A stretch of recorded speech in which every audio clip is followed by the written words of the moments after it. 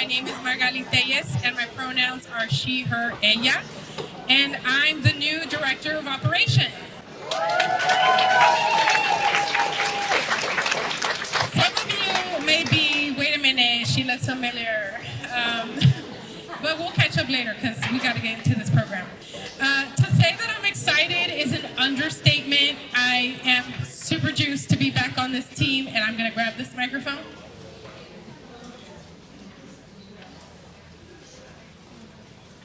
¿Sí se escucha mejor? Oh, ok, pues. All right. A ver, de las dos.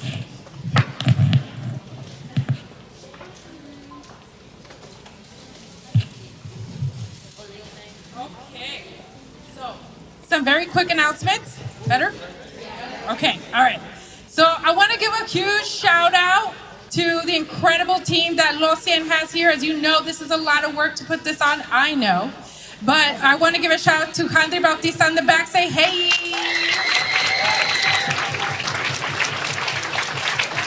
Yeah.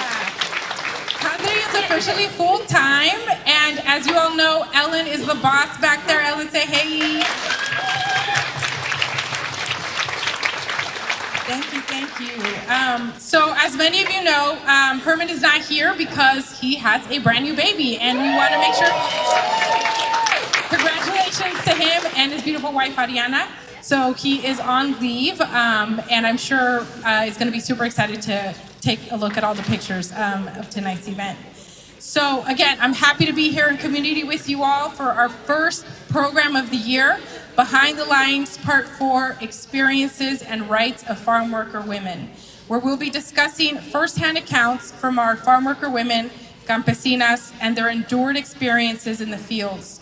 Joining us are representatives from Agricultural Labor and Relations Board, U.S. Department of Labor Wage and Hour Division, La Familia Sana, El Centro Laboral de Grayton Day Labor Center.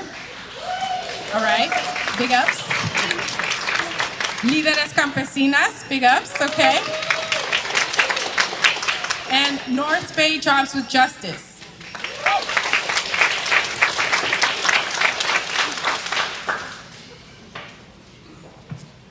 ¡Viva los trabajadores! Que vivan! Also, we have to acknowledge your first month back. So employee full time with Los 100, so we need to, somebody needs to say that. Thank you.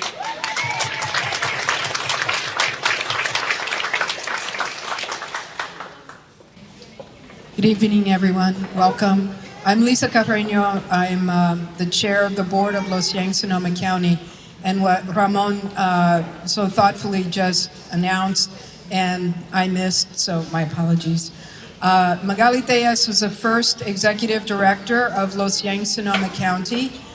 She did a little bit of traveling around, a couple of lived work experiences as a city leader in the city of Santa Rosa, then with the Boys and Girls Club, and now she has rejoined the Los 100 Sonoma County team as our new director of operations. Los 100 is growing, our infrastructure is growing, we're getting stronger, and Magali is the heart and soul of the strength and the growing that we are doing now and will be doing in the months and years to come. So welcome back.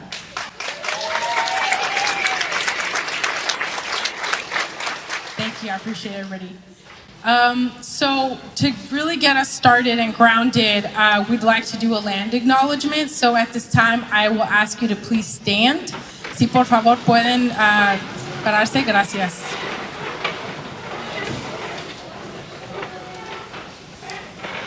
Today, Los 100, Sonoma County, is humbled to bring us together on the lands of Southern Pomo Grayton Rancheria people. We celebrate the active work of their descendants to preserve and nourish their indigenous culture and identity. We acknowledge the Southern Pomo Grayton Rancheria people as the traditional stewards and custodians of this region. We honor with gratitude the land itself, all of its ancestors, past, present, and future. Los 100 respects the endured relationship that exists between today's Southern Pomo Grayton Rancheria people and their traditional territories. Thank you.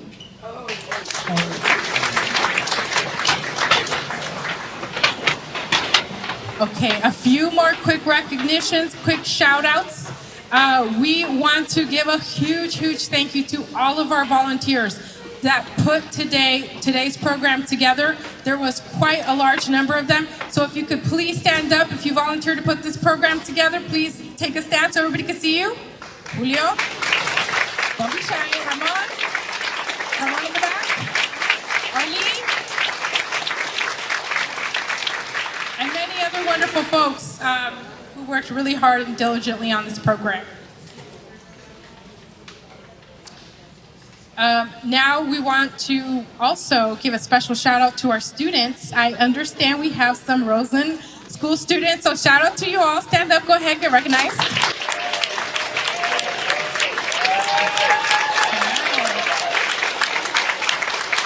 Thank you for joining us. We appreciate you. And also Santa Rosa Junior College students. Thank you for being here.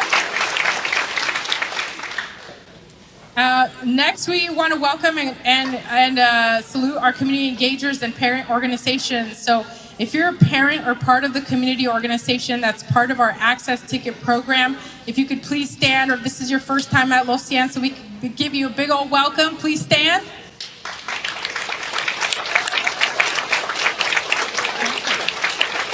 Thank you. Con mucho orgullo. And we would like to recognize our officials, our elected representatives, and our candidates. We have quite a number of them in the house today, so we'd love if you could stand and be recognized. Thank you. Wonderful. And we'd like to point out on our looping slideshow to recognize our premier partners and our sustaining members. Without their investment and their trust, we wouldn't be able to do what we're doing. So we super appreciate all of you. And like to give a special shout out to our presenting sponsors for today's program, which are Puma Springs Vineyards. Thank you so much.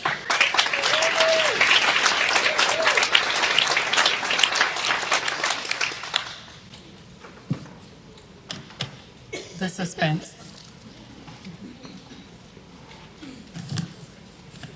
And of course, the United Way. And I want to share a super fun fact. Give it up to United Way, all right? A fun fact that I learned, so with the United Way, if you or someone you know needs to apply or renew for an ITIN number, the Earn It, Keep It, Save It program will cover that cost if you file taxes through their program. So that is an incredible resource that we have here in the community. So if you have any questions, Suzanne is in the house right here. She can help you out with that. Okay, so, and we would also love to give a huge thank you to the Grayton Day Labor Center and the Commission on the Status of Women who are sponsoring today's programs. All right, give it up.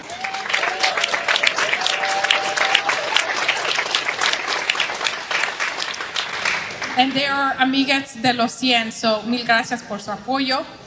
Last reminder, all of our programs and informative events are being recorded by Nexo Media team. Shout out to the Nexo team right here, Ivan and Hector, so that you can all enjoy this program or share this program with folks.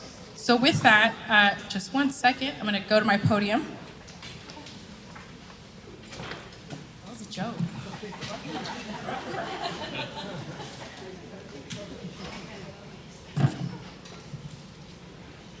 We're going to go ahead and segue into our first presenter, who is Yesenia de Luna, the Region 2 Regional Director from the Agriculture Labor Relations Board. Yesenia.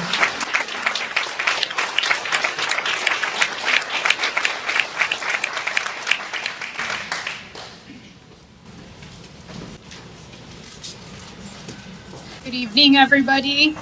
My name is Yesenia de Luna, Region 2 Regional Director with the Agriculture Labor Relations Board.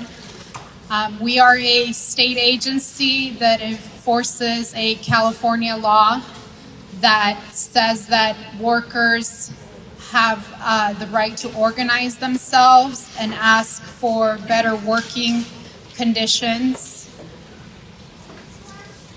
for the mutual aid and protection of each other. The ALRB, the Agricultural Labor Relations Board, is made up of two branches, the board, which has 5 members, and then the general council, which is where I am a member of, the general council side. So the general council, we receive the charges, we investigate the charges. If we find evidence of a violation, we file a formal complaint against the grower. Then we go to trial before an administrative law judge. Next slide.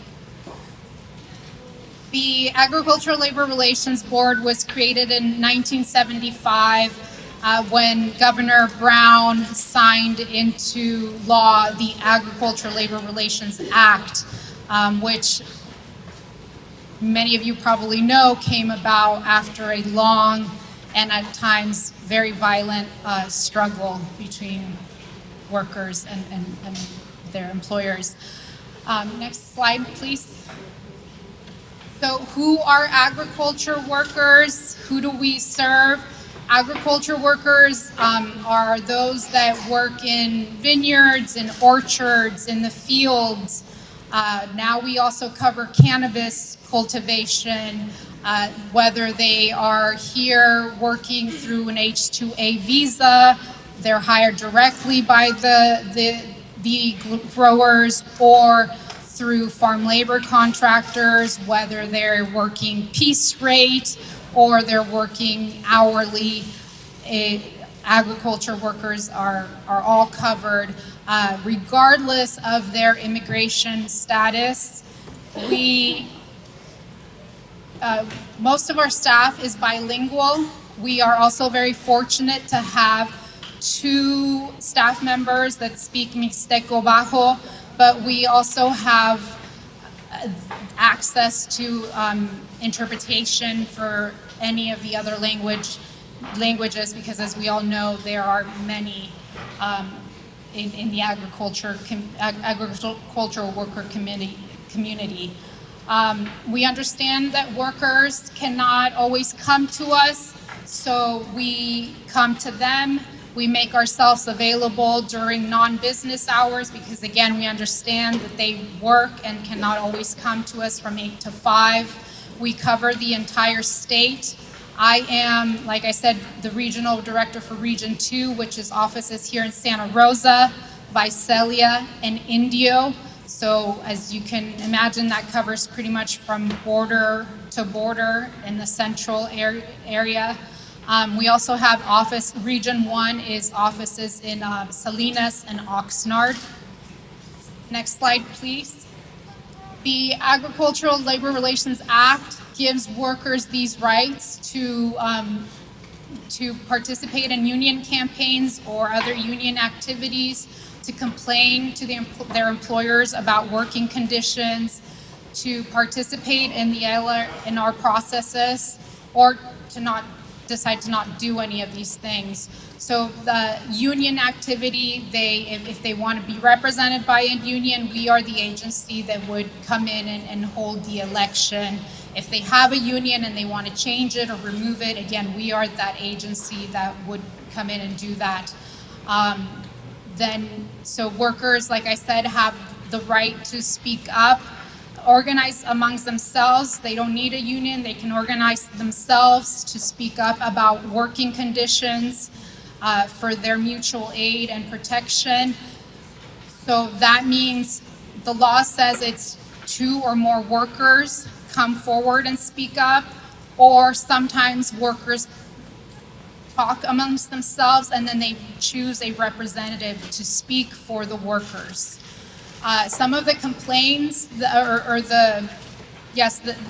things that they speak up about, the common ones that we hear are salaries, whether it's hourly or piece rate, the cleanliness of the bathrooms, the location of the bathrooms and the water, the access to shade, access to drinking water, harassment, which includes sexual harassment, and another one that's very common too is the treatment, right? They want to be treated with respect.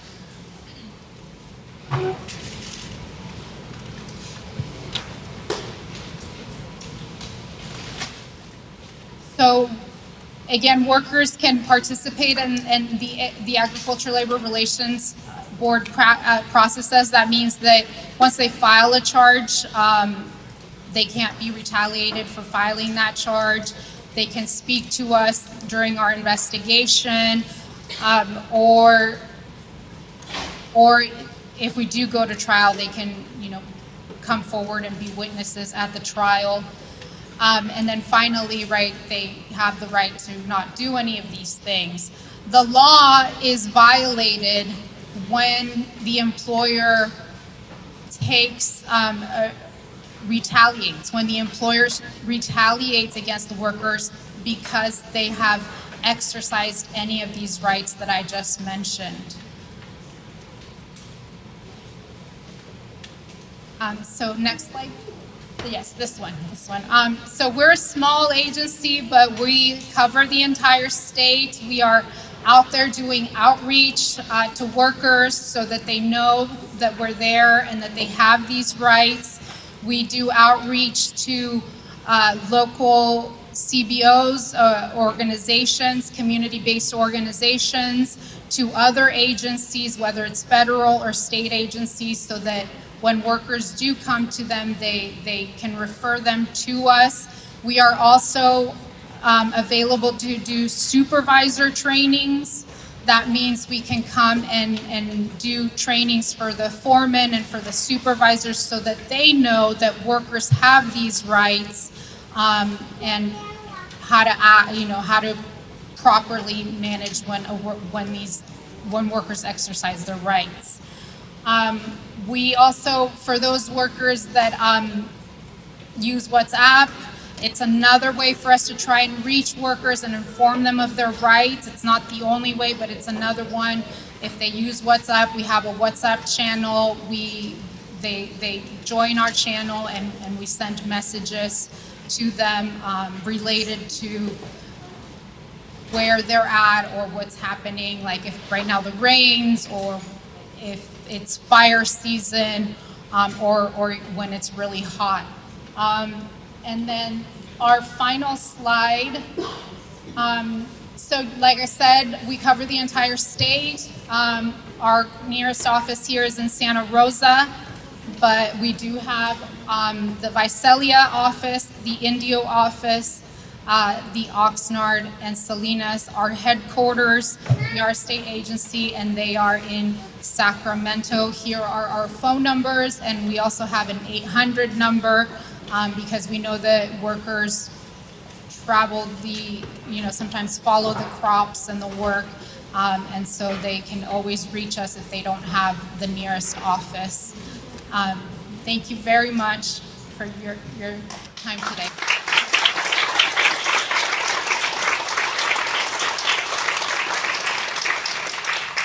Thank you, Yesenia, for that information and resources. And now we're going to call up Ana Hurtado Aldana, who's a Community Outreach and Resource Planning Specialist. Ana.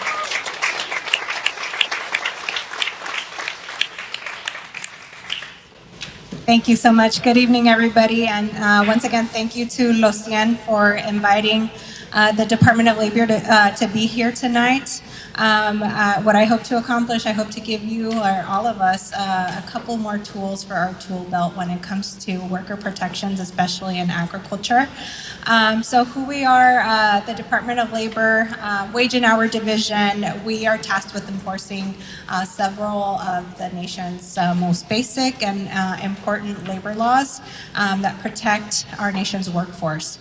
And so if we can go to the next slide, thank you. But before we get there, don't believe anything I say, just kidding. Please don't use this presentation as a legal resource. We do have our Code of Federal Regulations and our Federal Register that can be used as our official source of legal guidance. So who we are, again, we enforce some of the most basic labor laws in the country. This includes provisions for minimum wage, overtime, protections for minors in the workplace, record-keeping requirements, protections for migrant and seasonal farm workers. We also enforce the various visa programs under the Immigration and Nationality Act. You may be familiar with some of them, H-2A, H-2B, H-1B. But I'm going to focus a little bit on a couple of others that you may or may not be super familiar with. One of them, the Family and Medical Leave Act, also known as FMLA, as well as the PUMP Act, which was signed December 2022 and expanded protections for many more workers, including workers in agriculture. So we'll get to those in a second. So who we help workers. We help workers and we use our data based on previous investigations or data that we use from BLS, the Bureau of Labor Statistics, to identify industries where we find trends with high violation rates and low complaint rates. But we also assist employers. We assist employers with compliance. We guide them through the compliance process in a couple of ways that which I'll get to. But we want to get to the root of the education, which is ensuring that employers know what their responsibilities are to avoid any violations or lack of compliance with the various laws that we enforce. So we do that in two different venues. One is education and outreach. So we do conduct education and outreach to workers, to employers, and also to stakeholders like Los 100, community organizations that already have the trust of the community that can be eyes and ears for us on the ground. But we also conduct enforcement, which means we do investigate employers and we look into wages, we look into hours worked, and we looked at various other working conditions to make sure that employers are compliant with the various laws. Some of the remedies include collection of back wages, but also liquidated damages in many of our cases, which is equal to 100% of the amount of back wages, and additional civil money penalties that are assessed when we have willful violations or repeat violations, repeat investigations. A little bit about our enforcement. So we do our enforcement based on complaints or directed agency work. We receive complaints from the public, so current or former employees of a company can submit a complaint, but we do also receive third-party complaints, which can be somebody close to an employee who hasn't been paid properly. It can be even a competitor in the industry, such as, one grocery store has inside information about another grocery store that's not paying their workers. We can accept those types of complaints as well.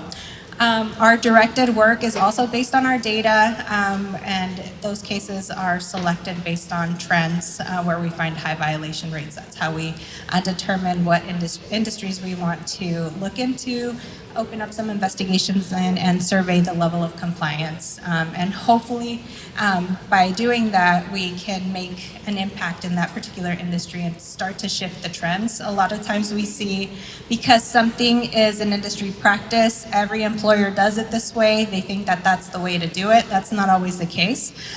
So as neutral fact finders, we go in and really try to correct the situation, educate the employer through our investigative process, and collect any back wages due to workers.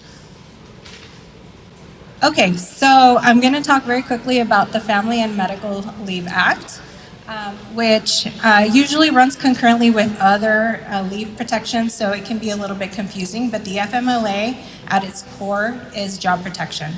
So it's 12 weeks of unpaid leave. However, many workers can supplement their income using their vacation hours, sick leave, or even paid disability leave through the state. So that's how a lot of workers are able to maintain some level of income during the FMLA. But essentially, FMLA means that if you qualify for FMLA, you're able to take up to 12 weeks of leave during the year that is designated by the employer, where your job will be protected, your benefits will be maintained, and you will be reinstated to the same position upon your return from work. If it's not the same position, it's something very similar benefits, basically no negative impact upon your return to work. There are some requirements. Employers must have at least 50 employees. I'm not going to get into like the super specifics of it, but government agencies, for example, are considered named employers that are automatically covered. And so, in addition to that, in order for an employee to be eligible, they must have completed 1,250 hours of work within the last 12 months and have been employed by the company at least a year, and be in a location that has at least 70 employees. There's some of those technicalities, but essentially FMLA in agriculture, companies who have operations year-round or long enough where employees may meet those qualifications should be aware of their responsibilities under FMLA.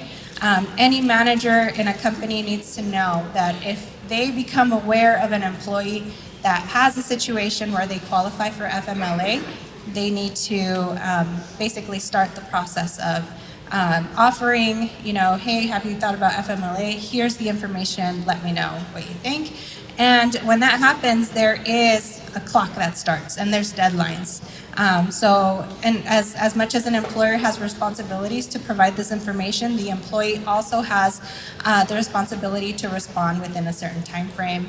If the employer requires additional documentation to confirm the need for leave, the employee has to provide it within the time frame. So I won't get into all the nitty-gritty of that, but it's important for us to know that FMLA is not only relevant in office settings, but also in agriculture. We just need to know when an employer is covered, meaning they are required to comply with the act as well. There are remedies for employers who retaliate against workers who take FMLA. Retaliation can take the form of, reduced work hours, or an employee who's given a less desirable position or task or duty based on the retaliation. I think the only thing that the employer can do is if there's a mass layoff, unfortunately the employee would not be protected from a mass layoff, but we would need to be able to confirm that the layoff was based on a business need versus discrimination or a targeted act against this employee based on their FMLA leave. So I think that's all I'm going to say about the FMLA, but just to reiterate, an employer cannot retaliate against a worker for exercising their rights. That doesn't just go for FMLA, but many other of our acts as well. All right, so now I'm going to talk about the PUMP Act. As many of you may know, the PUMP Act was expanded or signed December 2022. And it expanded the right to express breast milk in the workplace to many workers, including workers in agriculture. And I get this question a lot. How does a worker, how can an employer allow a worker to express breast milk in the field? How does that even work? You do kind of have to get a little bit creative, but there's certainly ways to do it, and they're not very expensive. I feel like it may sound daunting, like how do I comply with that? But it's certainly not as challenging as it may seem. So essentially, the Pump at Work protections requires employers to provide reasonable break time and space, a private place other than a bathroom, for a new mother to express breast milk within the first year of the child's birth. And this is for each time the employee has a need to pump. And that can be subjective. It'll be different for every person who's expressing breast milk. Those who have kids know their feeding patterns change. So even through the trajectory of the time frame that a mother is expressing breast milk, the frequency could change. And so the employer needs to be aware of that, and really treat the situation sensibly. One thing that an employer said to me at a conference a couple of weeks ago was, we're going above and beyond. We are, giving workers an immaculate space, private space. We afford them the time, whatever they need, and above and beyond accommodations to make sure they have a beautiful, comfortable space to express breast milk. But unfortunately, the experience of expressing breast milk for women in agriculture is short-lived. It never goes beyond, a couple of months, and that's because women are embarrassed because they don't feel that it's the best environment where everybody's going to know that they're walking off the field to express breast milk, and it's not the most comfortable situation. And that can be the result of many things, and that's something that I think we can change by raising awareness, by making it more normal for women to express breast milk in agriculture, and raising that awareness of not just HR, but also other workers on the fields. And everybody needs to respect and really uphold that right for their colleagues to express breast milk and make it a warm, welcoming environment. So again, reasonable break time can be subjective, but under the FLSA, it really means whatever amount of times the worker needs to express breast milk is reasonable for 1 year after the child's birth. And the frequency of the breaks, as well as the duration of the break, will vary, and that's just something that we need to understand, that it's not going to be cookie cutter. It's not going to be the same for everybody. As far as the space requirements, the space must be shielded from view. It must be free from intrusion from coworkers and the public, and the space cannot be a bathroom. That's the only thing that is explicit in there. It cannot be a bathroom. So what other employers have used in the fields, they've used portable tents that can be closed, some even to the degree of having a lock on the inside, as long as they're free from intrusion. Some even put signs on the outside saying, a lactation room or lactation space, with a chair inside, a table, a space where the worker can comfortably place their pump and express breast milk through the duration of their pumping session. But it cannot be a bathroom. One very quick example of a space that can be used. So in this example, Violet pumps in a portable pump station set up by the employer near a toilet and hand washing facility. The employer provides for farm crew workers when they are hand harvesting crops. The portable pump station is shielded from view and has a self-closing door that locks from the inside. Additionally, Violet is permitted to bring a personal cooler with her to safely store her breast milk. So that's a permissible example of how to comply. Second example, Andy's employer follows the hand harvest crew in a company vehicle as they work. Andy is allowed to use the company vehicle for pump breaks. The employer provides covers or visors for the windshield and other windows, and Andy is permitted to lock the vehicle doors while pumping. Andy may use the vehicle's air conditioning while pumping and stores their pump and express breast milk in an insulated bag in the vehicle. So that's another example, a quick and easy way to comply. Again, there is protection against retaliation under the Pump Act. And here's an example of prohibited retaliation. Alicia has a job hand harvesting certain crops. She takes breaks to pump breast milk twice a day. A supervisor complains that the breaks are interfering with her productivity and moves Alicia to a lower paying job as a result. In this example, Alicia has experienced unlawful retaliation under the FLSA. So some of the remedies that we can seek for this worker or any worker who experiences retaliation for asserting their right to express breast milk in the workplace, employers are liable for appropriate legal or equitable remedies under the FLSA. Some of these remedies can include employment, reinstatement, promotion, payment of wages lost, and an equal amount as liquidated damages, similar to the FLSA. Other FLSA cases, compensatory damages, and make whole relief. So make whole relief can cover a lot of different things, just to bring collect whatever the employee may have lost as a result of the retaliation. These legal and equitable remedies are already available for violations of anti-retaliation prohibition in our various other acts. Okay, so just to start wrapping this up, if you want to find more information about the Pump Act, you can go to dol.gov/pump-at-work. And there's a series of different resources that you can find at that website. as well as dol.gov/agencies/WHD/agriculture. And you can click the QR code on the side of the page there to bring you to, I believe it takes you to Pump at Work, our landing page. And I think the next slide will show you what that page looks like. There we go. This is our landing page for Pump at Work, where you'll find webinars, recorded webinars, English and Spanish, as well as full Pump Act presentations, English and Spanish, frequently asked questions pages, also English and Spanish. And another resource that the DOL recently launched is trabajadormigrante.gov. And if we go to the next slide, you'll see down towards the end of that main page, you'll see a variety of different topics that can help a worker easily navigate the site.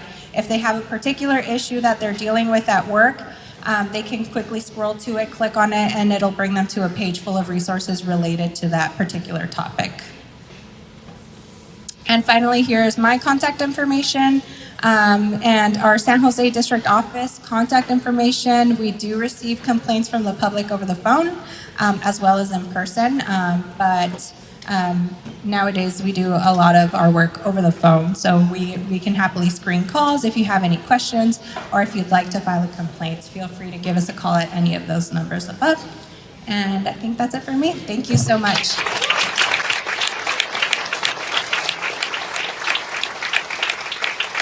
Thank you so much, Ana, for that really important information, especially as it pertains to our female employees and workers. At this point, I'd like to ask Mayra Reguin, who is the Community Outreach Manager from La Familia Sana, to come up. And we will also ask Betsy Chavez, who is our translator, to come up as well for this segment, please.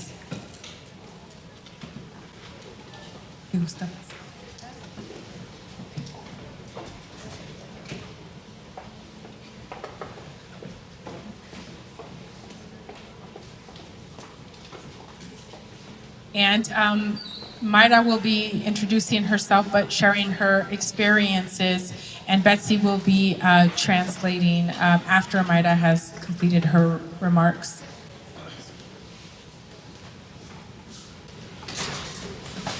Buenas tardes a todos los presentes. Estoy aquí para hablar de los abusos de los trabajadores del campo que sufren por su empleador. Ellos y ellas son muy abusados, por esto tienen miedo de hablar por las represalias que pueden tener estos mismos. Los trabajadores que se han hecho escuchar sufren las consecuencias de alzar su voz, siendo vetados, considerados problemáticos y de poca confianza. Los que se quedan callados lo hacen para asegurar su trabajo. Dentro de la organización atendemos muchos casos en los cuales el abuso está presente en ellos, y el 100% de los trabajadores presentes por lo menos una violación legal de sus derechos y tienen la necesidad de que se les garantice su dignidad y seguridad y justicia. Podríamos contar con muchas historias donde nuestra gente, con tristeza, impotencia, frustración, y no pueden tener estos abusos. Asimismo, las condiciones de trabajo donde no se les provee el equipo necesario para su protección ante el uso de pesticidas. Algunas madres que trabajan embarazadas y estos productos afectan tanto a ella como al bebé, presentando problemas de autismo, y cuando solicitan la atención para no encuentran los recursos necesarios para tratar este problema. Pedimos al condado los números para que todas las personas tengan derecho a un seguro de atención médico y digno, y que a pesar de que sus ingresos sean menores a la cifra que ellos tienen, considerar que puedan calificar. Alzo mi voz para pedir igualdad y respeto para los derechos de los trabajadores. Gracias.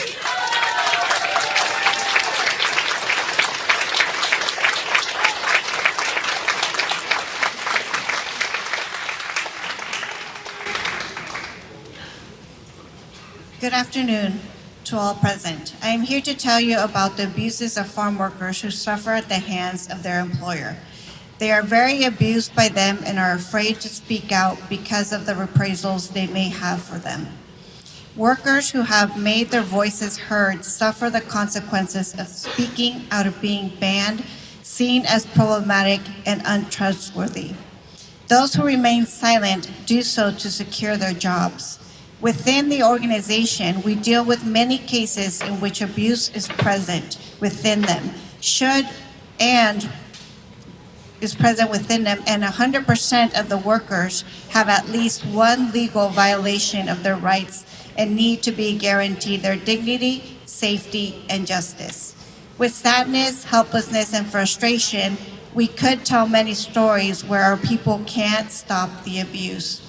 In their working conditions where they are not provided with the necessary equipment for their protection against the use of pesticides, some other mothers were pregnant and these products affect both her and her child presenting autism problems. When they request care for this, they do not find the necessary resources to treat this problem. We ask the county to change the number so that all people have the right to decent health care insurance or programs that even if their income is less than the figures they have considered, they can qualify. I raise my voice to ask for equality and respect for workers' rights and for this to prevail.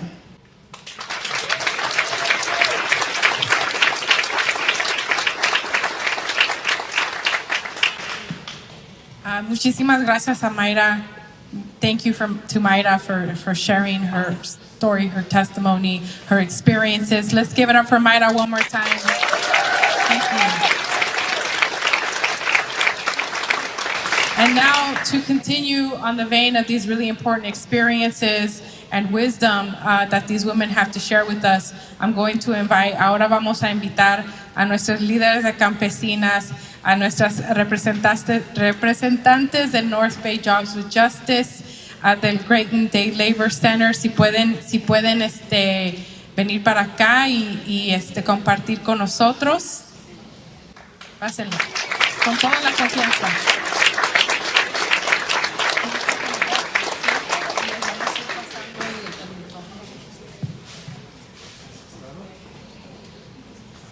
We're going to give these ladies some time to make it up here.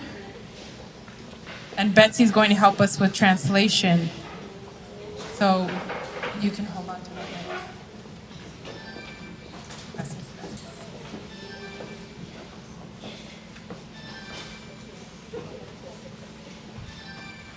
Okay, perfect.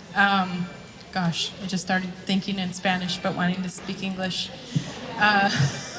So at this point, these women are going to be sharing with us some of their experiences, their testimonies, and what Betsy's going to translate simultaneously into the microphone. So, la pregunta primero en español.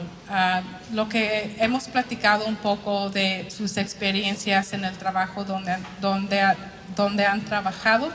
¿Cuáles son los obstáculos más grandes o cosas que han pasado que han tenido que, ¿cuál es la palabra? Superar. Gracias. Y les presto el micro.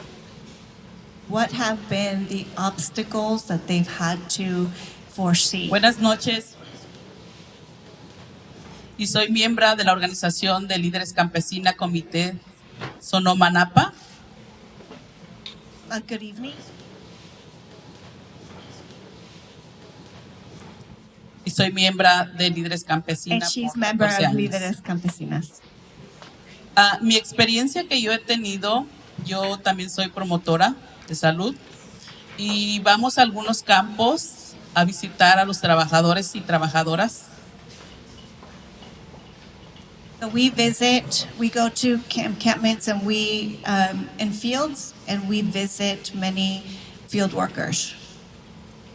Y el trabajo que yo hago como una promotora es llevar la información a las trabajadoras campesinas.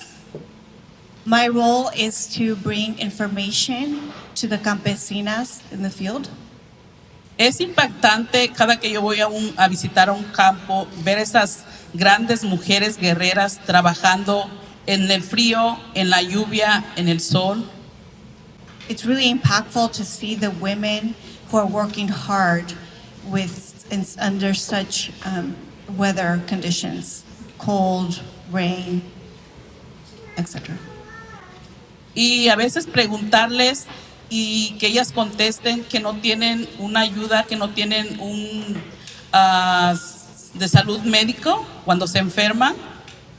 It's sometimes impactful to understand that they do not have health benefits when they work. Porque son las personas, los trabajadores, trabajadoras del campo, son las personas más marginadas que no tienen la información que hay afuera. Because these are the type of workers that don't have enough information as their Y work. eso es impactante, saber cuántas mujeres embarazadas están trabajando, arriesgando sus vidas y la de los bebés también. Because it's impactful to know the number of women that are pregnant and that is affecting their health and their baby's health. Cuando no tienen las protecciones que deberían de tener, los beneficios que deben de tener como trabajadores del campo, ellos no tienen beneficios a comparación de otros trabajadores. And not knowing what their health benefits or their rights are as field workers is it's really it affects their way of working, but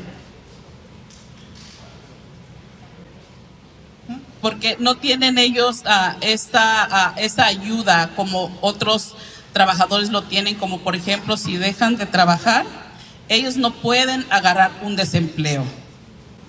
because they don't have enough information or enough resources like others do. Pero sí pueden pagar sus taxes. But they are able to pay their taxes. Entonces yo creo para mí es injusto y créanme que cada que voy a los campos, a algunos campos que visito, eso a mí me impacta y me destroza. De ver a las mujeres trabajar duro para que nosotros podamos llevar a nuestra mesa ese wine, esa copa de wine. This is unjust. I feel very impacted when I go into the fields and I see these women who are working to provide that wine into your tables and they do not receive the same benefits and the same rights. Y yo quiero un fuerte aplauso para esas guerreras que trabajan duro en el campo.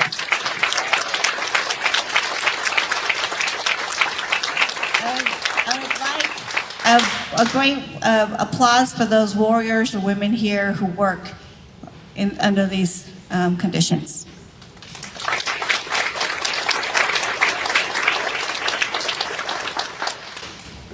Hola, buenas noches.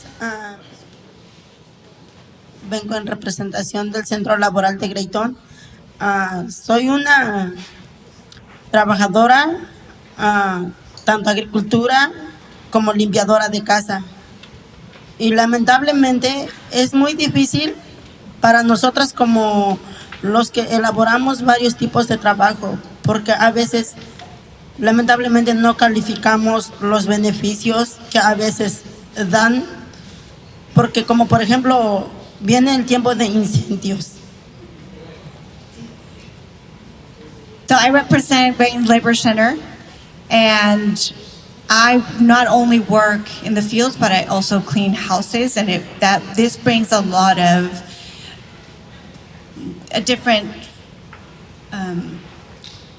Diferentes labores. different types of work, and knowing that we do not qualify for benefits, despite these different rules.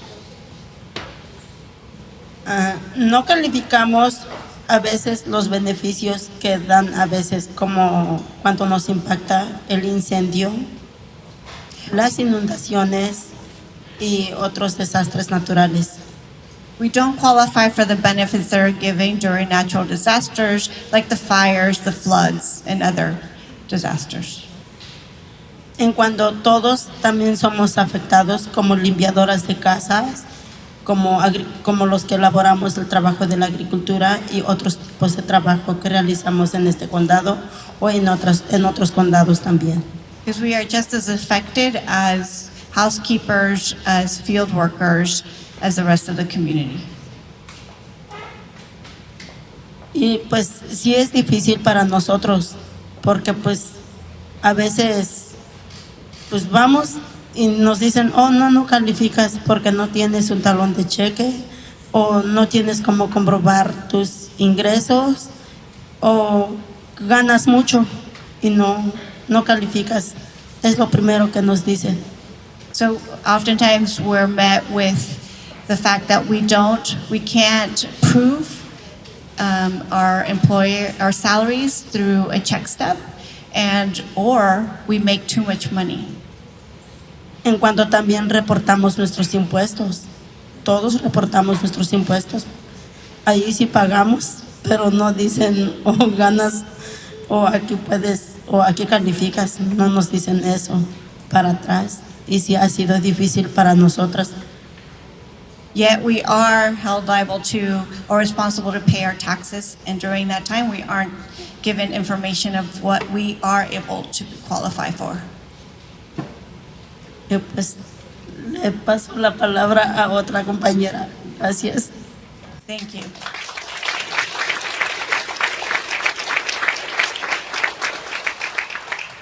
Buenas noches. Soy una mujer pues campesina, jornalera, trabajadora doméstica. I'm a field worker. I'm a domestic mother.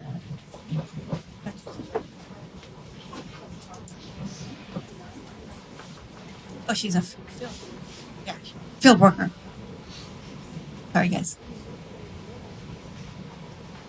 Pues los obstáculos que se nos presentan es el mal tiempo ahora con las lluvias, no hay trabajo y con el calor pues el exceso es igual.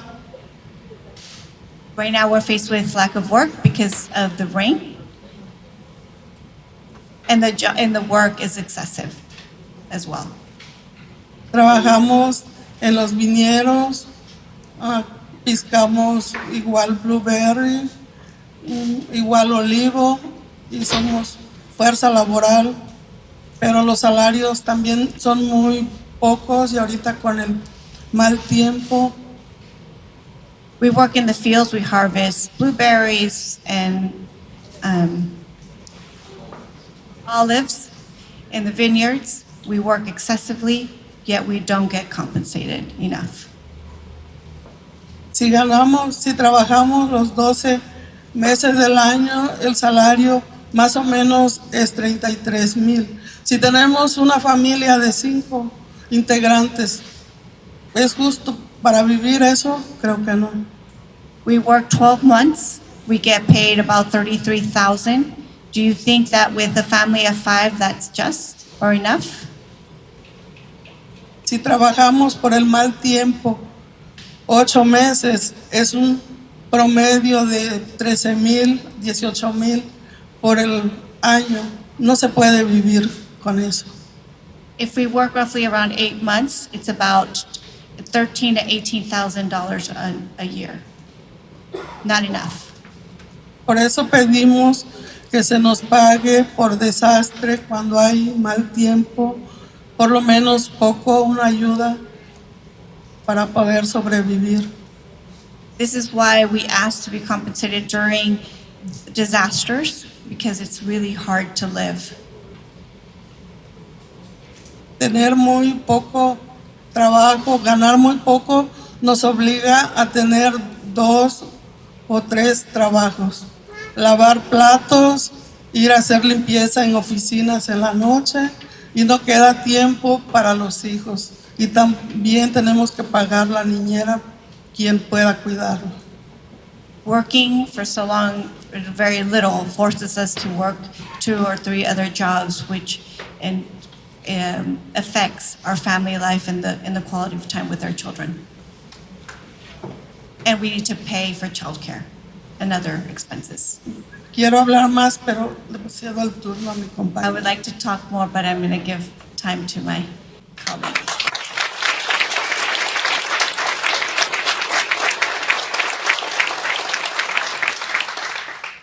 Buenas tardes, buenas noches.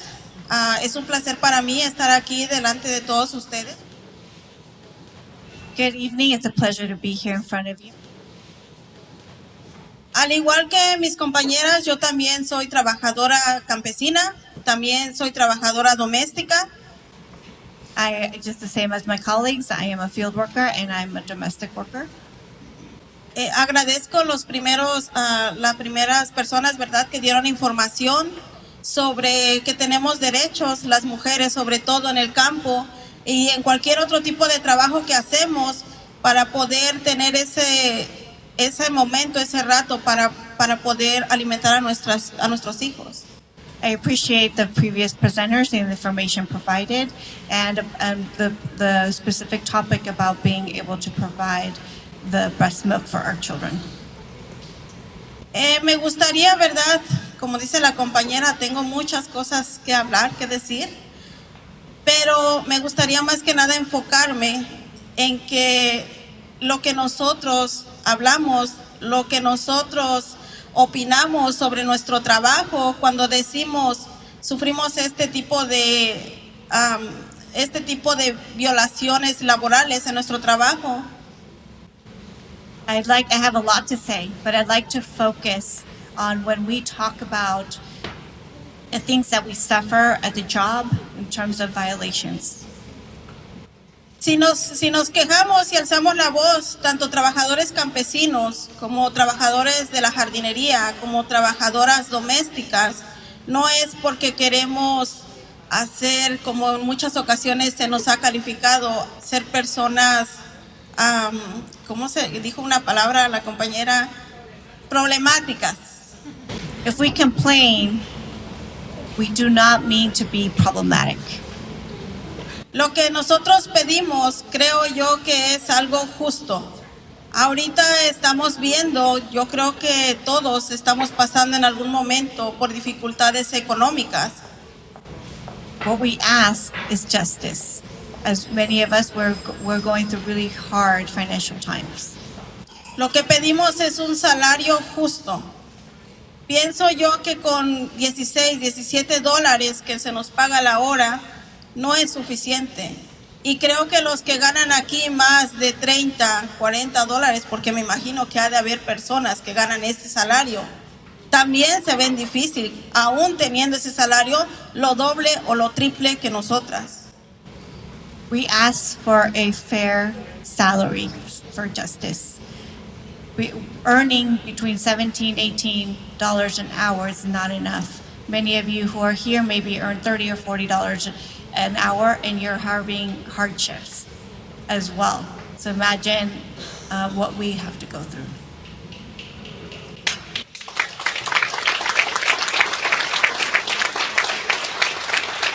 Una de las cosas que nosotros hemos estado pidiendo, ¿verdad?, es que se nos respete nuestros trabajos, que se nos dé ese respeto, que se nos pague un salario justo, que se nos den aquellas también, el servicio médico. Muchos de nosotros no calificamos para tener un servicio médico y nos vemos difícil cuando vamos al doctor.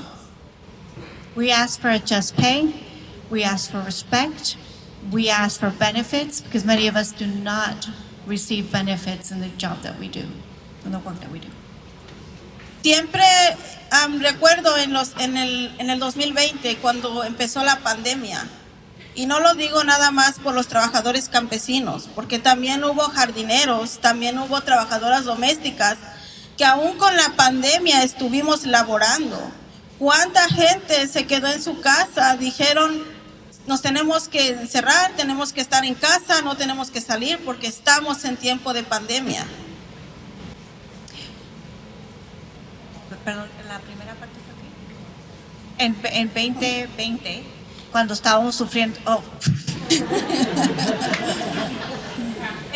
In 2020, when we were going through the pandemic, many of us were out working. And it wasn't just us, it was the people doing your yard work and such. And we were still out there, even though we were mandated to stay in home. Mucha gente se quedaba en su casa porque tienen esos beneficios, pueden aplicar para desempleo, tienen de alguna otra forma cómo poder sustentar su casa, cómo pagar su renta, cómo pagar sus alimentos.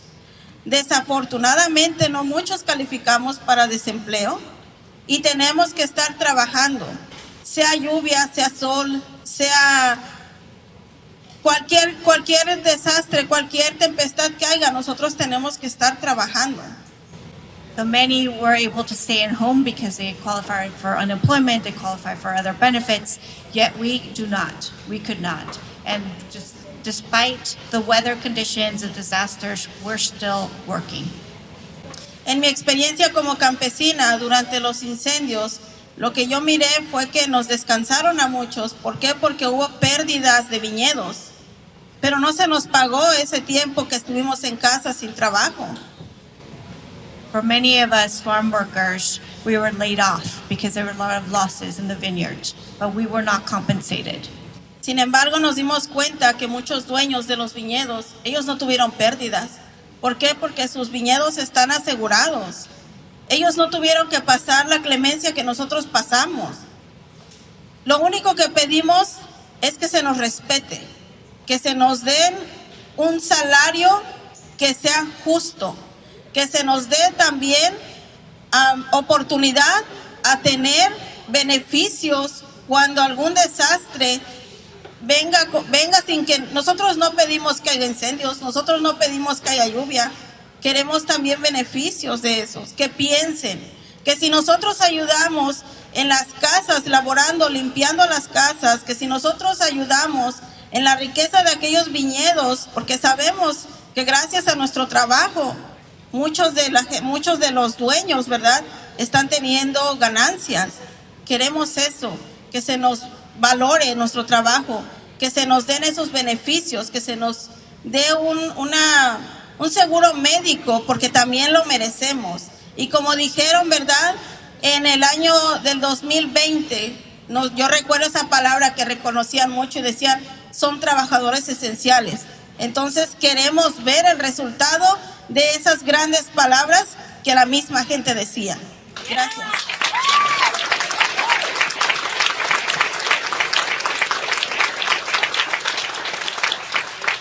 But during that time when we lost our jobs, we noticed that the vineyard owners did not suffer any losses because their vineyards were protected.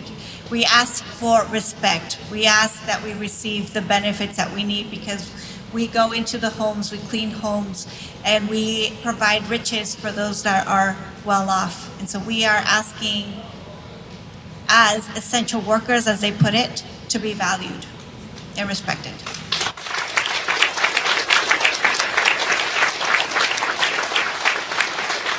Muchísimas gracias y no se vayan, porque va a haber más tiempo, va a haber más preguntas.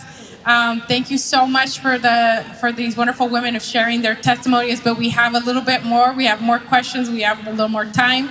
And at this point, I'd like to bring back up our presenters, Yesenia and Ana. There were some questions that sort of came and were developed in many of these conversations that we had whilst we were putting the program together. So I'll give Betsy a chance to get her headset back on to do some translation. And we have some questions. Ana, if you both would like to join us here. We are going to be sharing the microphone, but it's all good. Okay, so some questions that came up. Unas preguntas que salieron de estas conversaciones que hemos estado teniendo. What protections do campesinas have to ensure job security and in tandem guarantee employment opportunities for H-2A visa recipients? Y voy a preguntar en español.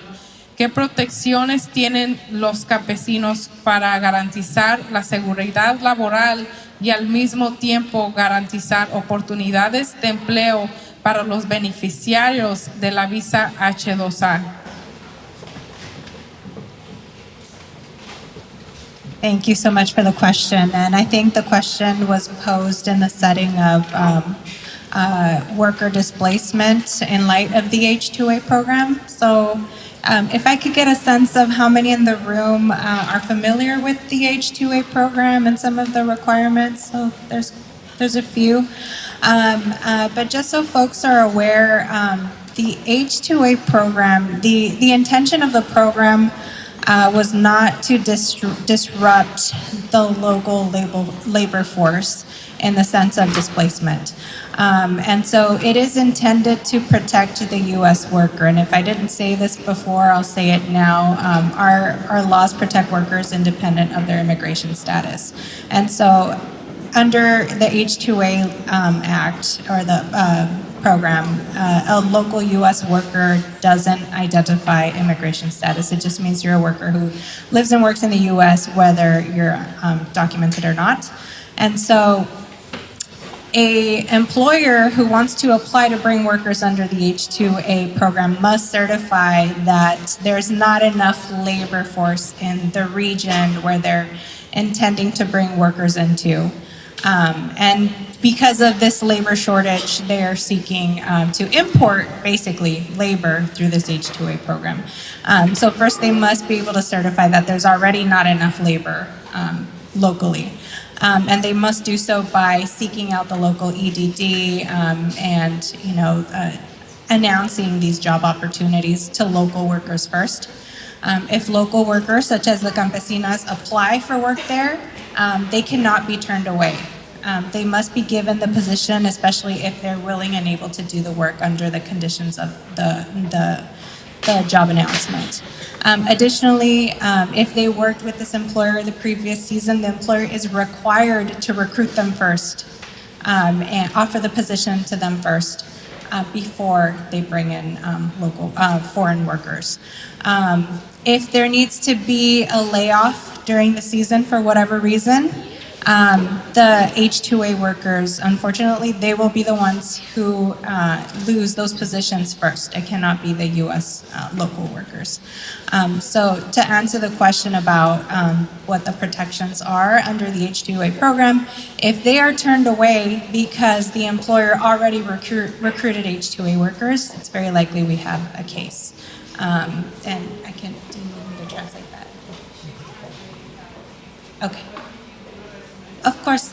Y para traducirlo rapidito, las protecciones para trabajadores locales independientes de su estatus migratorio, si la compañía les dice que no las puede contratar porque ya tienen trabajadores, trajeron visados de México y les dicen que disculpen, pero ya no hay posiciones para ustedes, eso es contra el programa H2A, que la intención del programa es proteger a los trabajadores locales, independiente de su estatus migratorio.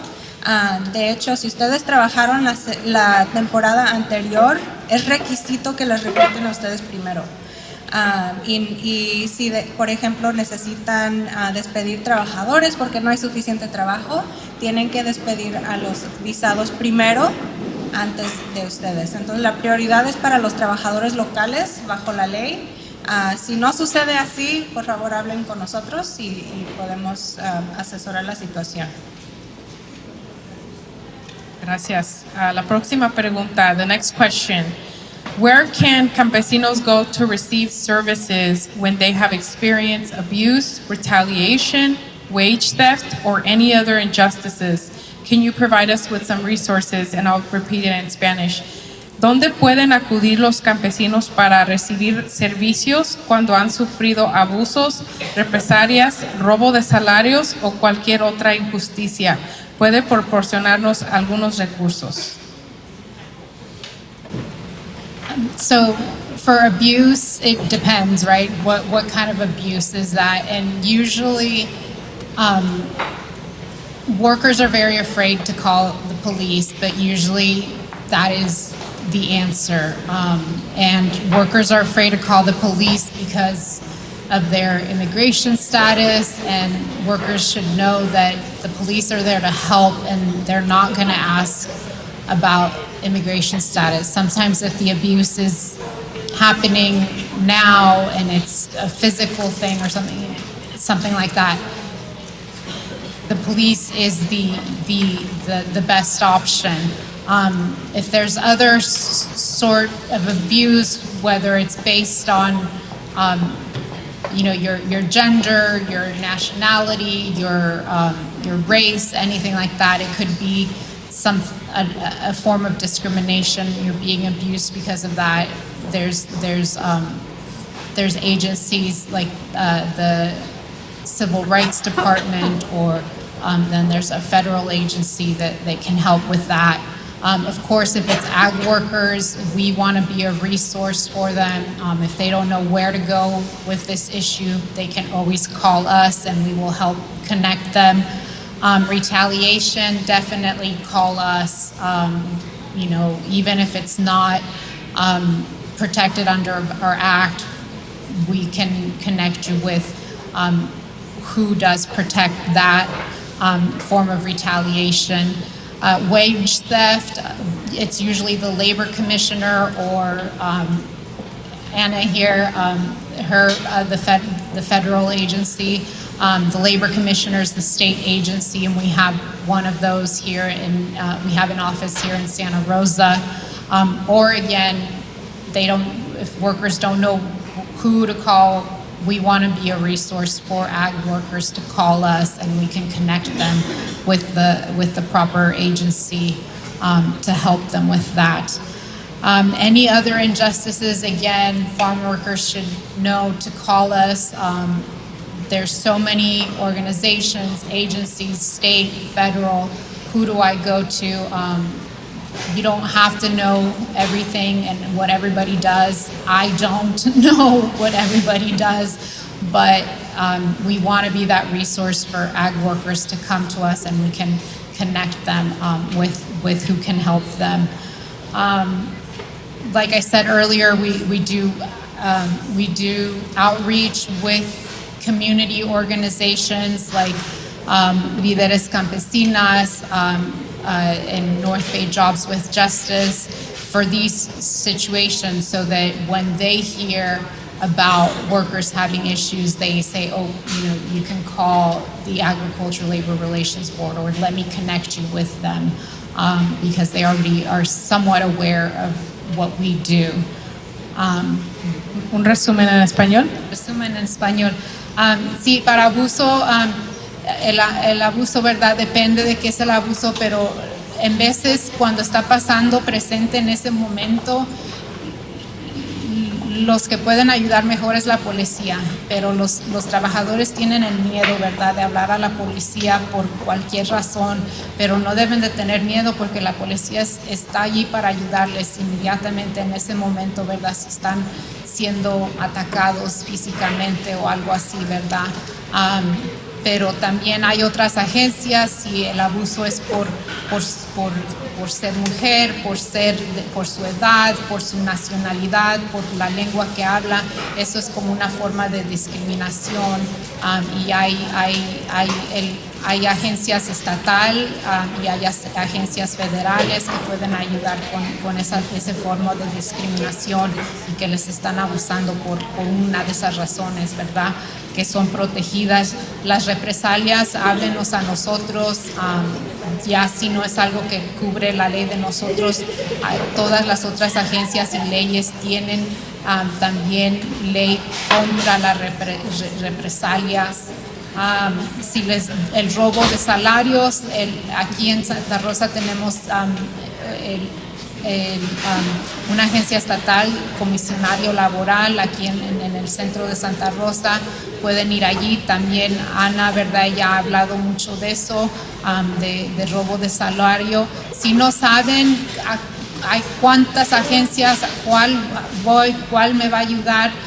Como trabajadores agrícolas, nosotros que trabajamos exclusivamente con trabajadores agrícolas, queremos ser un recurso para háblenos a nosotros, les ayudamos a conectar cuál es la mejor que me puede ayudar mejor y más pronto, ¿verdad? Cualquier otra injusticia, otra vez, ¿verdad? Queremos ser ese recurso para los trabajadores agrícolas, trabajadoras agrícolas, para háblenos y los ponemos en contacto. También hacemos mucho enlace comunitario con organizaciones como líderes campesinas, como North Bay Jobs with Justice, ¿verdad? Para que los promotoras y los que trabajan con estas organizaciones, cuando hablan con trabajadores, ya saben, ¿verdad?, que aquí estamos para ayudar y pueden referir a los trabajadores a nosotros. Muchas gracias. Thank you. And at this point in time, I'd love to give everybody a round of applause for everything you shared.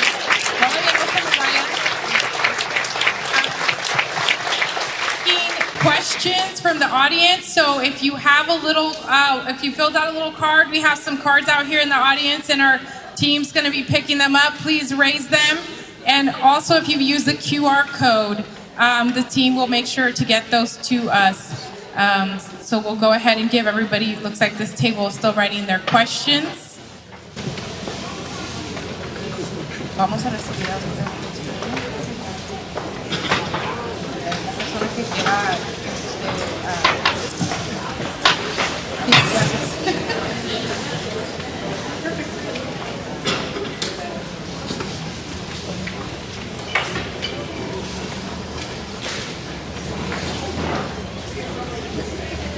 Okay, I have a question here that I want to make sure I understand correctly.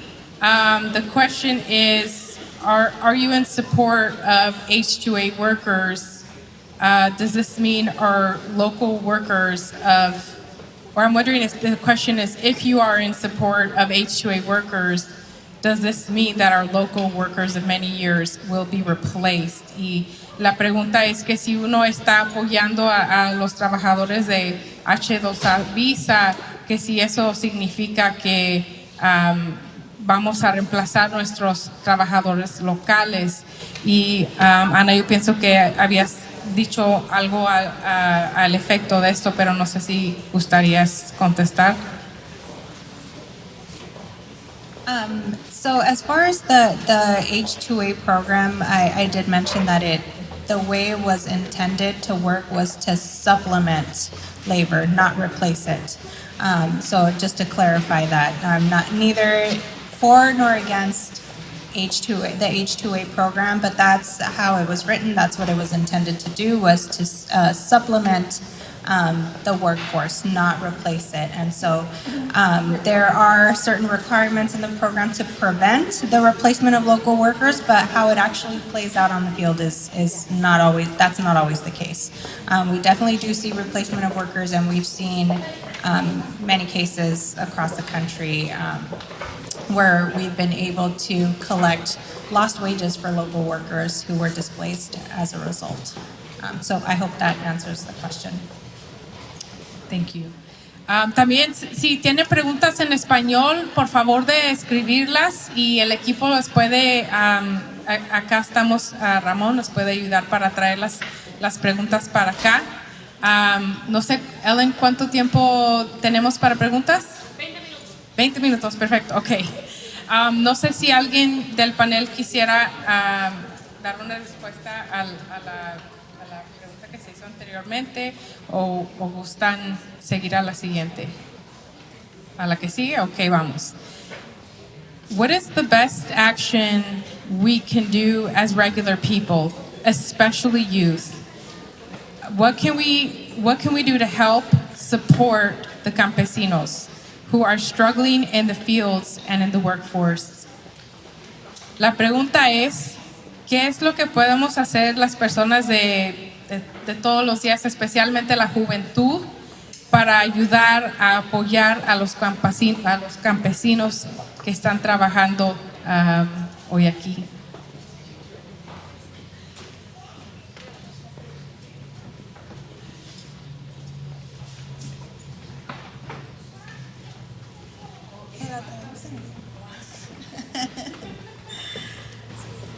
Preguntan que cómo pueden apoyarnos, ¿verdad? Nosotros los campesinos. No sé si se han dado cuenta, en muchas ocasiones hacemos marchas, hacemos también, yo les llamo protestas. Hemos hecho bastantes protestas en los viñedos. Hemos estado yendo también a muchas de las guainerías de los viñedos también a repartir folletos, volantes, donde dice nuestras necesidades como trabajadores. I don't know if you've noticed, but we have organized many marches and protests within the vineyards that we work, where we are demanding for our rights to be known. Esas actividades, esas marchas que hacemos, esas protestas, vuelvo a repetir, no es para causar problemas, porque no estamos en contra de ninguno de los dueños de viñedos, no estamos en contra de ninguno de los dueños de las guainerías. Lo que solamente pedimos, y vuelvo a repetir, es respeto, dignidad y un trato mejor para todos nosotros.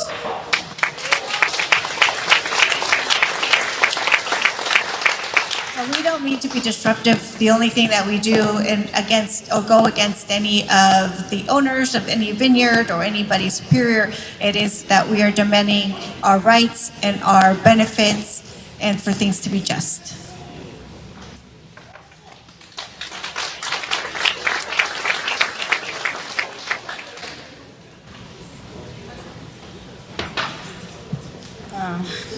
Y vuelvo a repetir, no nada más en los trabajos de la agricultura, también nosotros como limpiadoras de casas, también somos impactadas. Y también necesitamos respeto, dignidad y salario justo, porque no todos los patrones nos quieren pagar lo que es. Porque también nosotros como limpiadoras, es un trabajo difícil que realizamos. No nada más en la agricultura, también tienen que ver otros trabajos que realizamos en el condado. So this is not only referring to the field work. We're also referring, I'd also like to highlight the work as a housekeeper and other types of jobs that are rigorous, that we also would like respect, dignity, and a fair wage.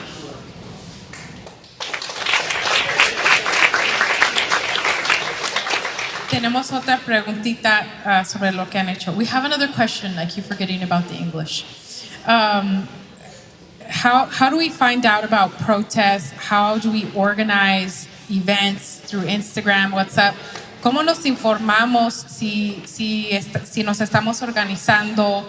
Si es por WhatsApp, si es por Instagram.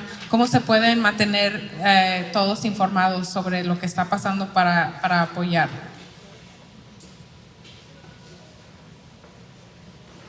Bueno, siempre lo ponen en las redes sociales y nosotros como organizaciones comunitarias también compartimos o invitamos a la comunidad, ¿verdad? Para que vengan a apoyar a esas marchas. Y creo que por aquí alguien dijo que iba a haber una próximamente y es para lo mismo, para apoyar a los trabajadores del campo. Entonces en las redes sociales siempre se comparten cuando va a haber esos tipos de marchas, de eventos para pues venir a apoyar. At social media, they are always posting when these sort of things are happening. As an organization, we're promoting it, we're educating folks. I learned that there is a movement happening soon in support of the rights of vineyard workers.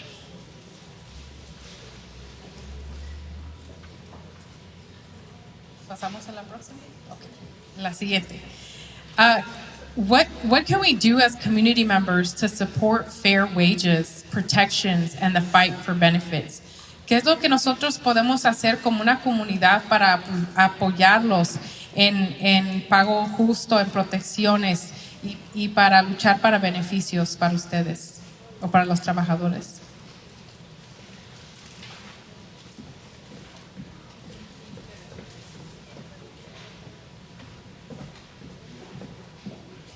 Como dijo la compañera, ¿verdad?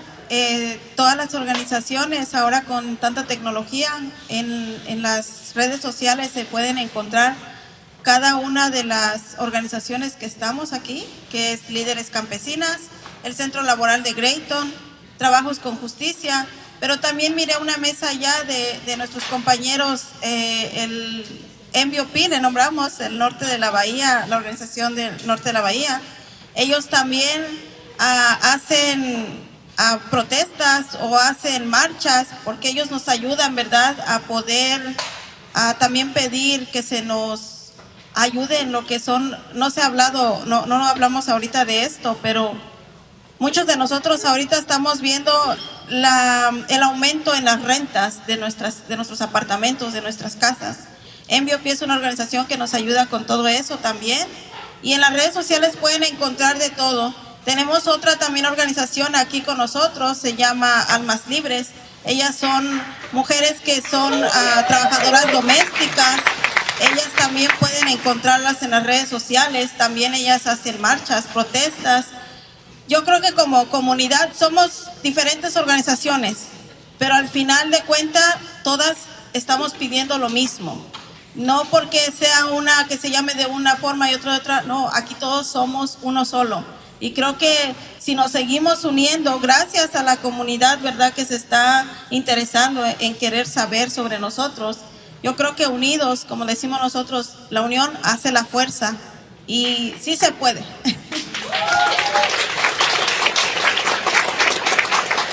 Okay, all of that. So because of the ease of technology, we have access to all of this information. And as organizations mentioned here at the platform, but also NBOP, who has helped with the increase in rents, and also Almas Libres, who are here today, she says that they're all with the same purpose, and they're all one, and they're very happy to know that all of us are becoming interested in that topic and saying that is as one and together we are stronger. We can. Y les quiero hacer esta última preguntita, si me puede hacer el favor de usted contestármela. ¿Qué podemos hacer para que su voz de los trabajadores llegue al gobierno? What can we do so that their voices can make it to our local government and our policymakers? Pues luchar juntos, que nos apoyen, que cuando tenemos una marcha, un meeting, que se unan con nosotros. Work together when there is a march for everyone to join us. Que no estamos buscando pues problemas, solo queremos que nos escuchen. We're not looking for problems, we're only seeking to be heard. Que nos apoyen en todas nuestras necesidades más o sea, más necesarias, que es como pues un salario justo, no nos alcanza para pagar la renta. To support all of our needs, mainly the fair wage, and to pay our rent. Y aparte de todas las organizaciones, pues cualquiera que nos quiera apoyar es bienvenido y la unión hace la fuerza. Aside from all the organizations, your support is greatly appreciated. Together, again, we're stronger. Y que todos nos escuchen, que no nada más hoy porque estamos aquí o porque están aquí y ya después ya se nos olvida. And not just because we're all here today, but to be continued to be sustainable, that we continue with that notion and not just leave and it be gone. Gracias. Thank you. También lo que se pueden hacer como organizaciones que somos organizaciones comunitarias, unirnos, ¿verdad? Para, pues siempre vamos a luchar por la misma causa. Líderes Campesina es una de las organizaciones y esta organización es a nivel estatal. Siempre está muy organizada para hacer se organiza para ir al Capitolio a llevar las propuestas. Líderes Campesinas is is a statewide organization that goes to the Capitol to bring up these points. Sí, y tuvimos una para ir, que queremos que todas las personas que no tengan documentos también puedan recibir lo que es desempleo. Esa propuesta ahorita es una propuesta, esperemos que se pueda volver ley para que todos los que no tengan documentos tengan esos beneficios. A recent proposal is that for folks that are undocumented to be able to qualify for unemployment. That's a recent act, and hopefully it'll become a law.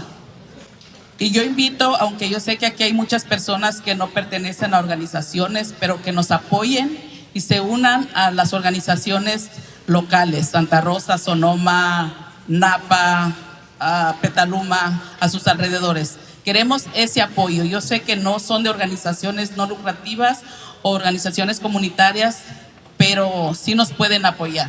Y la unión hace la fuerza. Y sí se puede.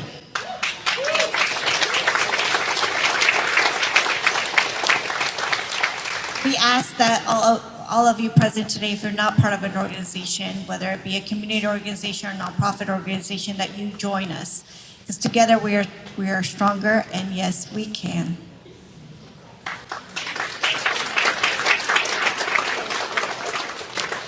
Y con esa nota les quiero agradecer muchísimo a todas ustedes por estar aquí. Queremos también, hablando de recursos, hay una feria de recursos. Esto está disponible para todos, para trabajadores de campo, que va a ser el 3 de marzo, el domingo, en la iglesia de Our Lady de Guadalupe. Si está la organización que tiene estos flyers, por favor, acá están, si gustan ser parte de este evento. Y con eso, unas palabras finales. Oh gosh, I keep forgetting to speak English. The flyer, yes, that's right. We're also speaking English today. There's a flyer of a resource fair for our workers, our field workers, that's happening on the 3rd of March, and we have the resources here if you'd like to learn more about that. So, and we also want to thank our panel for being here today, our campesinas, our community, for all of their wisdom that they had to share. I do have a few words that I would like to close with that are very brief. Voy a decir unas palabras en cerrar esto.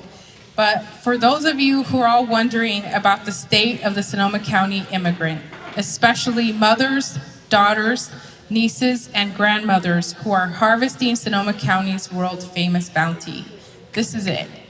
Undocumented immigrants are at the front lines of systemic exclusion from economic systems that profit from their labors, and we've heard that here today.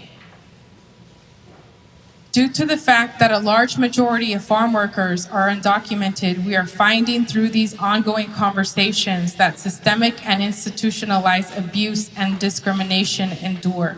We're here to acknowledge their lived realities and work to expose, disrupt, and rebuild the structures that deprive undocumented immigrants and campesinos fair and equitable treatment in the labor force. We stand on the shoulders of campesinos. Thank you for putting food on our table, for nurturing the land, plants, and animals that nourish our bodies and provide for our generations.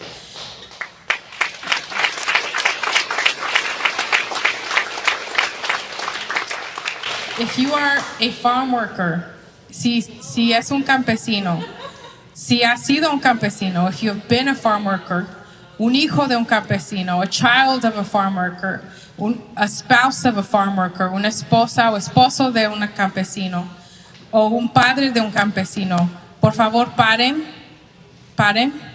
If you are a farm worker, thank you, so that we can acknowledge you. Thank you.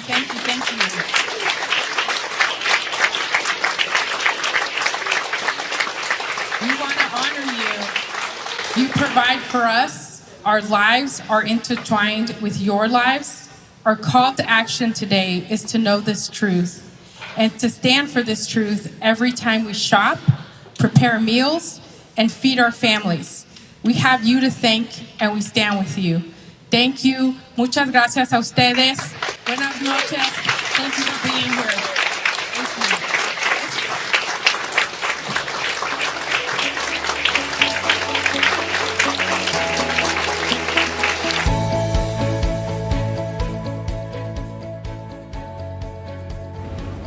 ¿Cuáles son los 3 principales desafíos que ha experimentado en su función de trabajo agrícola? Pues a veces como trabajador agrícola hay muchas reglas que no se llevan a cabo, como supervisores y mayordomos a veces no respetan las reglas y hay muchos desafíos en los campos.